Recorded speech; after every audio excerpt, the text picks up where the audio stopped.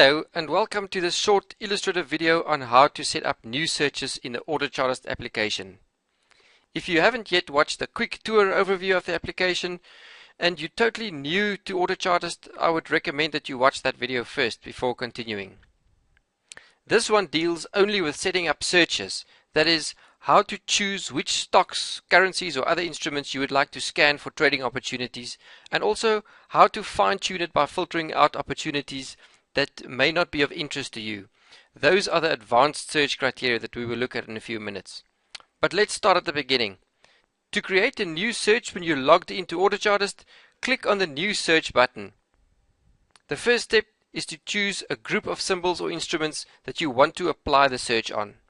When choosing the instruments you want to scan for trade opportunities, you may be in one of two positions. Either you're not currently holding any open positions and you are looking for opportunities where you can make trades and profit from accurately predicted price movements, or you may be in a position where you are holding a portfolio of stocks and other instruments and you are looking for the right timing to close these positions, or more seriously, for warning signs that you may need to exit from some of your holdings more urgently. If you belong to the first group, then you would probably be looking to scan a wider group of symbols. For this purpose, Autochartist has been built and designed to be the fastest scanner for technical patterns you will find in the market. It scans more than 10,000 symbols every minute on 5 different time granularities, from 15-minute graphs to end-of-day graphs. In this approach, you would want to set up your search with a predefined group of symbols that you can select from a drop-down list of group names. Be sure that the Groups radio button is selected. If you have an existing portfolio, or even if you simply have a watch list of symbols you want to follow, you can enter the stock names or codes individually in the text field underneath. Here, you must make sure that the Symbols radio button is selected. Note that the symbols and predefined groups that Autochartist scans are limited to the symbols offered by your broker or the company through which you receive your free subscription of Autochartist. The most comprehensive list of symbols and market exchanges is available on our direct version. That is currently available on our website at a monthly subscription fee. So if you cannot find the symbol you're looking for, it may be that it is not included in your version of Autochartist, or what it could also mean is that the symbol does not have enough liquidity for Autochartist to be able to identify meaningful patterns. Because the Autochartist analysis rests on the theory of market psychology, a certain amount of market and price action is required for a symbol to be included. Most large liquid stocks and instruments are included, however.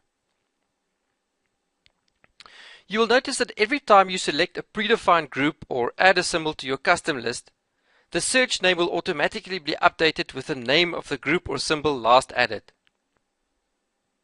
This was just a primitive mechanism to help ensure that your new search has a meaningful name that will remind you of what you're looking at. You can change this free text field at any time, but just be aware that if you add another symbol to your list or choose a different group, the name will automatically be updated again. So the first step in creating any search is selecting the group of symbols, either by choosing a predefined group to scan through or by setting up a smaller custom search group that have particular meaning to you. After this step of defining the group of instruments, you can now look at filtering the results through some more advanced criteria. Click on the Advanced Search link to define these filters. For each type of analysis, there is a different set of criteria, each of these separated onto an individual tab, as you can see here. Let's start by looking at the basic chart patterns filtering criteria. Filtering on a price range is usually applicable to stock traders and not so much to forex traders. Some stock traders are not interested in penny stocks and they may not have enough funds to invest in very expensive stocks. So this affords them the chance to filter out instruments that do not fall within the price range they can afford. Similarly, not all instruments can be traded in both bullish and bearish directions, like stocks. So traders looking to invest in equities on an exchange would typically not be interested in bearish signals. With chart patterns, there is a distinction made between continuation and reversal patterns. This is covered in the chart patterns video in more detail.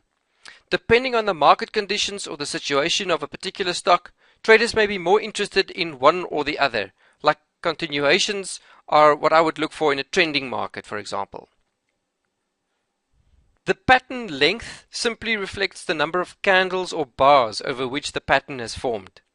A general rule of thumb is that patterns forming over greater length are generally more reliable.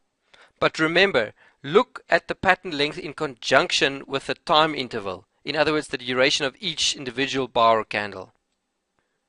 Next, you can choose the minimum required scores of the various quality indicators. Quality indicators get rated on a number somewhere from 0 to 10. What you are selecting here is the minimum requirement. So you will be filtering out everything that does not have at least that level of quality on a particular indicator. Now this is a common mistake made by people first starting out with Autochartist, that they set these criteria to levels that are too high and the search returns with no results or an empty list because there were no patterns detected that meet such stringent quality requirements. So I would always advise users not to set more than 1 or 2 of these filters at a time, and then to use realistic values, not 8, 9 or 10, but rather 5, 6 or 7. If your search delivers enough results, you can always come back and tighten your filtering criteria later. And if you're unsure, I recommend that you leave these filters untouched at first. There is a separate video in which I have explained the meaning of the various quality indicators in detail, so I'd recommend that you have a look at that if you need more insight into what they all mean. Finally, if you're interested in only a selection of pattern types, you can uncheck the ones that will not be of any use to you. Typically, traders who like to swing trade would uncheck all the non-trending patterns where support and resistance converge significantly. Now, you can also define the filter criteria for your Fibonacci patterns in the same search. Just go back up to the Fibonacci tab and you'll see it's the same for the most part, except that the Fibonacci quality indicators and obviously the pattern types at the bottom will be unique to Fibonacci analysis. And similarly for key levels, there is only one single quality indicator and 2 pattern types. Then, after you've set up all your advanced filtering criteria, you click the Create Search button and your search will be stored and made available every time you log back into the Autochartist application. Here is something important to remember. If your search turns up with no results, it probably means that one or more of your filtering criteria are too aggressively optimistic. You may need to tone them down a notch or two. Other than that, this is about all there is to setting up your own custom searches. The other videos you may find relevant are the Quick Start Guide and the overview of quality indicators also in the section. If you're having trouble using the platform, we would love to help you. Just contact us on support@autochartist.com. Thanks for watching this video.